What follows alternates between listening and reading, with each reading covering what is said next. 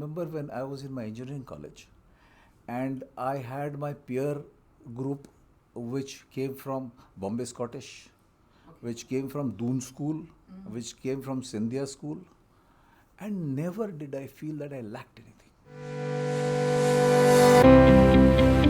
Children's Academy is so fond of all its former students. They have left its folds and anchored themselves across the globe on various shores.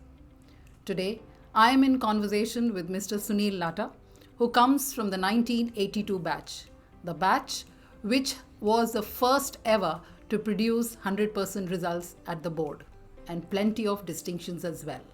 Mr. Sunil Lata heads the Strategic Business Development Department with TVS Supply a Logistics Organization. This and much more to his personality.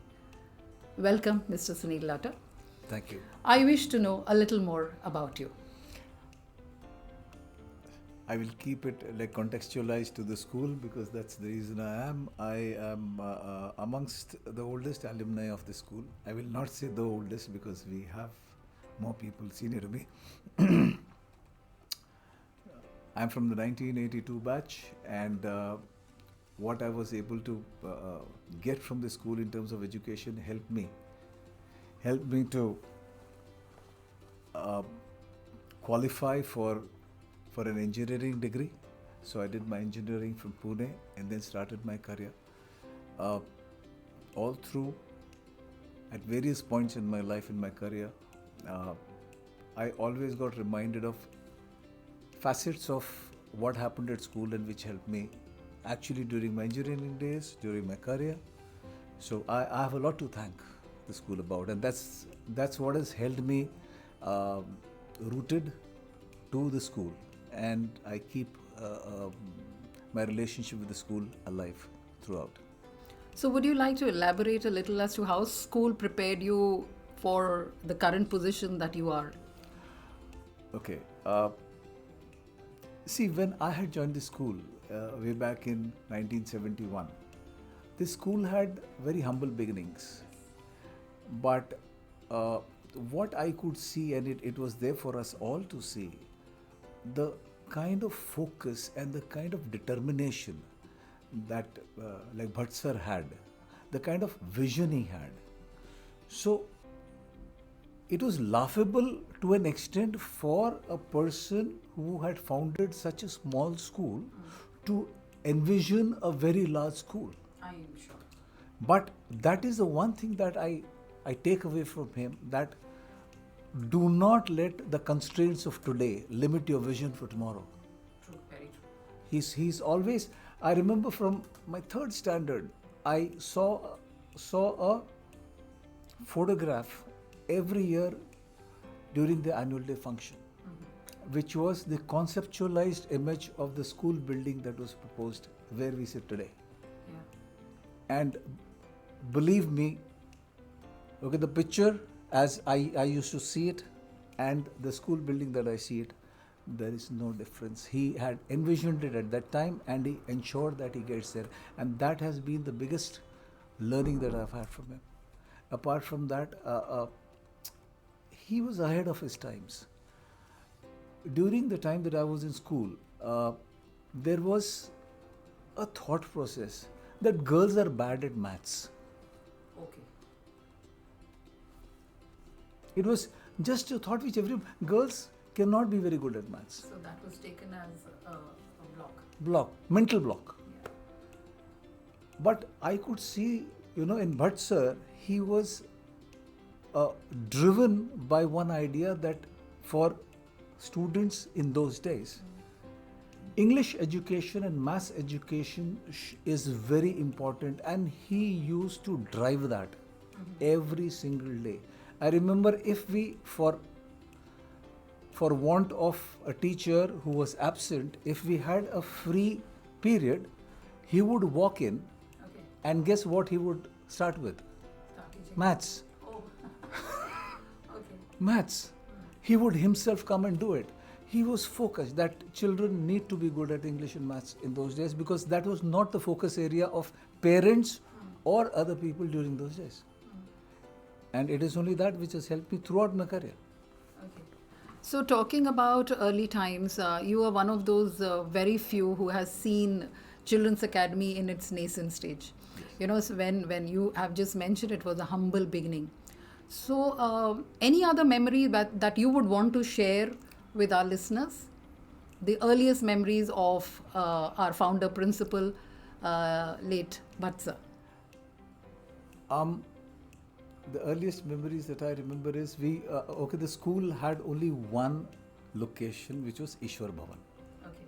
We did not have the complexity of say, having so many campuses, but I'm happy to see so many campuses. So Ishwar Bhavan was the place, and all the classrooms were on the ground floor. And be it rain, be it the summer, one thing which you would notice without fail is Bhatt sir walking around the entire perimeter of the school, seeing that every class is being conducted the way he wanted it to be. And hats off to the teachers of those days. And under the guidance of Bhatt sir, the kind of effort that the teachers took. I take pride in saying that this school led to a situation. I remember when I was in my engineering college, and I had my peer group, which came from Bombay Scottish, which came from Doon School, which came from Scindia School, and never did I feel that I lacked anything. On the contrary, during our debates, these same blokes used to tell me, Sunil, nobody can win a debate with you. And that's all thanks to the school. So, in which year did you join Children's Academy, and why was Children's Academy selected for you? I mean, you were too young then, but I'm sure over a period of Yes. time. We had just shifted to Malad. Okay, my family had shifted to Malad. I was all of 4 years old.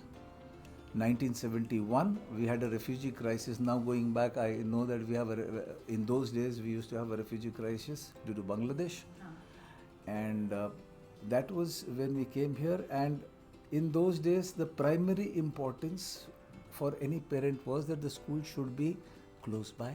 True. It should be good enough, and English medium. Yeah, another factor which they would take into cognizance was school should have education. Education. Ah, Yes, true. but Children's Academy was different.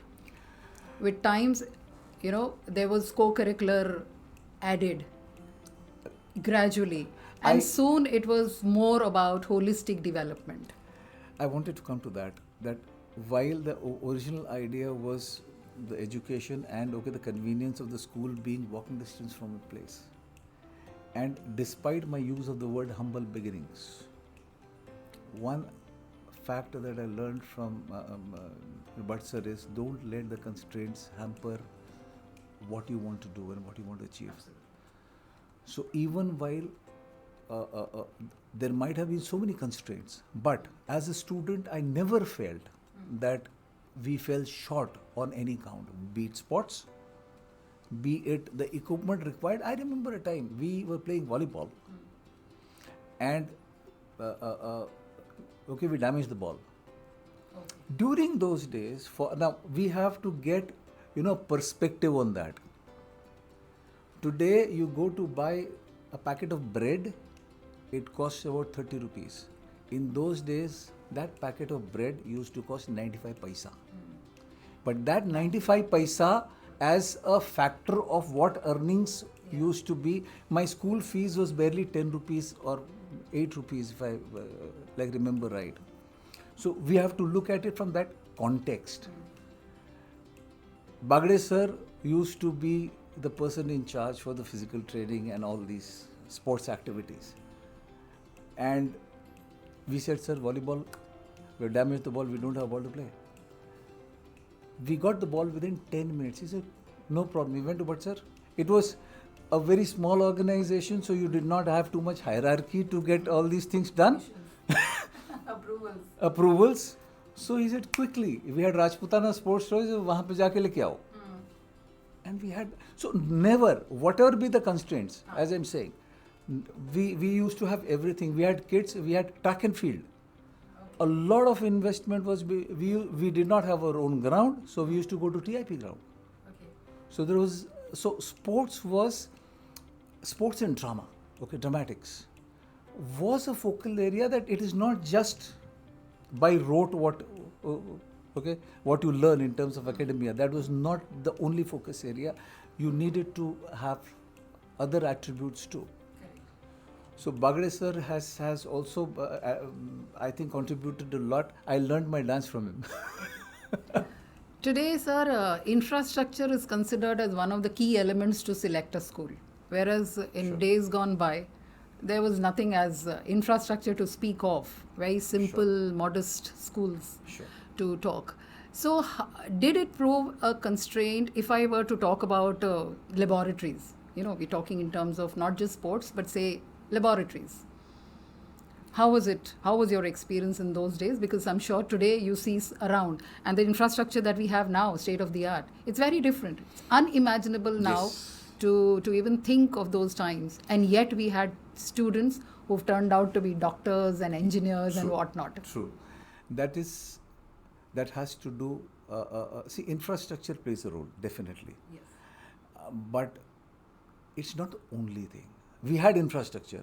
We had a laboratory which would be slightly smaller than this room, maybe half the size. Okay. But it was equipped with what is required for a student in that particular class to do. It had all the equipment required. I never, that is what I said.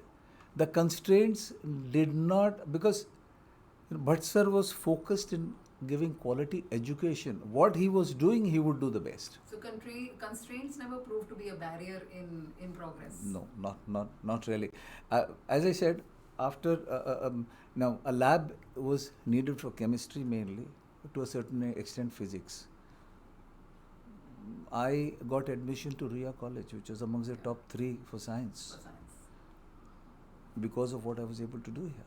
And then I was able to qualify for engineering because the foundation was strong. Correct. So in places like Mumbai, space is always a constraint, but I think for Children's Academy that has never been a hampering factor. Even today, our children are doing very well if I were to talk about sports. So coming back to school, is there any one skill or quality that you would like to elucidate upon to tell us about how it helped you in your journey after you left school? That one quality which you may have imbibed or inculcated here.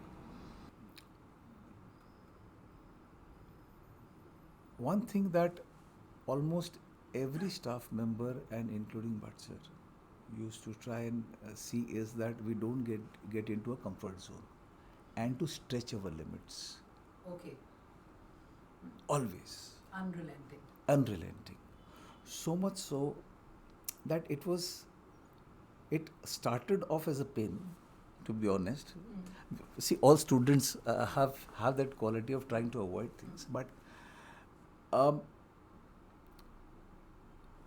okay, I'll give you an example so that I can elucidate on that. In my batch, 4 or 5 of us were considered to be fairly good at maths. Okay. And we had a teacher for maths called Mr. G.C. Dubey. Okay, Girish Chandra Dubey. He is another icon. Okay, after Bhatt sir, that's another person that whom I'll never forget. He used to train us to solve problems at a speed which is 3 times what is required to pass a maths paper. So what it led to was, and scoring good marks with Mr. Dubey was very difficult. Dubey sir was so strict.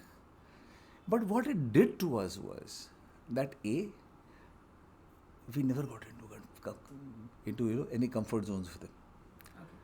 In my algebra paper in 10th standard, I remember 2.5 hours was the time which was given. In 1.5 hours, I was sitting pretty, my answer sheet closed. So you're done with your paper? I was done with the paper. So the supervisor, who happened to know me, he thought that I am finding the paper difficult. So he came up to me and said, "Sunil, try karo." I said, "I have finished." He said, answer the options. I said, I've answered the complete paper. He said, check. I said, I've already checked. What do I do? And I think I scored okay in 10th standard. So it was to stretch the limits, not get into like comfort zones. And okay, to relate it to now, I was in a different industry throughout my career. I was in the technology office automation industry, and my last role was as the sales head of a Japanese company called Kyocera. But then I started to feel I was sleepwalking in that job. It was too comfortable. I was not having to do too much. And age 51, I changed my industry. My peers, my boss said, at this age, you want to get into something very new. I said, yes, I don't want to get Alzheimer's. I want to keep using my grey cells. So that is actually what I learned from this school in Bhatsar and the staff. So the roles may have changed, but the ground rule remained the same. So no comfort zone. No comfort zones. I think that is one primary character of a go-getter. Anyone who wants to grow in life, who wants to do something and achieve heights, cannot have the liberty or the luxury to get into comfort zones. So I think that would be your advice to the students of the current age, because you have children from the present generation. Yes. So what is that advice that you constantly give them if you were to keep your school in the background? For the students of this school, I would say, do and be like the founding family of this school. Why I say that, I have a reason. But sir worked very hard, did so many things, brought the school to a level. Right? But I see that Rohan and Rohit, they inherited a legacy, no fault of theirs. What you do with that legacy is important. True. How you treat it. How you treat it. From the time that Rohan and Rohit took over the reins and where the school has reached today, I'm sure Bhatsar will be proud to see what has happened. Very proud. Very proud to see what has happened. I take pride whenever I see in the newspaper, Children's Academy is in the top 100 schools in the country. And I tell my family, that's my school. That's true. So someone listening to this conversation a few years down the line, what would be our message to them? I think by that time, firstly, Children's Academy should be in the top 5 schools in the country. It is. It is. And should be multi-locational by then. But what I would say is whatever has, wherever the school would reach by 2070, if I were to live until that time, I would have been 103 years old. I'm sure I would. I might not see that day, but it's through hard work, and whoever is in charge of the management of this school, I would say you have a very big legacy to take forward and ensure that the hard work which has been put in by the first 2 generations of the founding members goes on and grows. No comfort zones. So, Amin, to your words that you have blessed us with, the philosophy of Bhatsar continues. We are all blessed with that. The legacy would continue, and we will continue to do wonders, provided our former students, our ex-students, continue to be a part of our extended family. Thank you so much for joining us, Mr. Sunil. Thank you.